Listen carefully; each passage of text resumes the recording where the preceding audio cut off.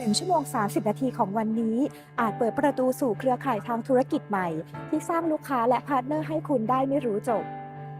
คุณจะได้พบกับนักธุรกิจตัวจริงเสียงจริงจากหลากหลายวงการเกือบ 50 คนที่พร้อมส่งต่อคอนเนคชันและโอกาสทางธุรกิจที่ใช่สำหรับคุณ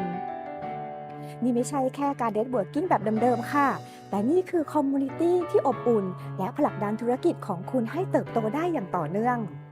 เพราะเพียงแค่ก้าวแรกที่เข้ามาก็อาจเจอลูกค้าใหม่ พาร์ทเนอร์ใหม่ โอกาสทางธุรกิจที่ไม่เคยคิดว่าจะเจอ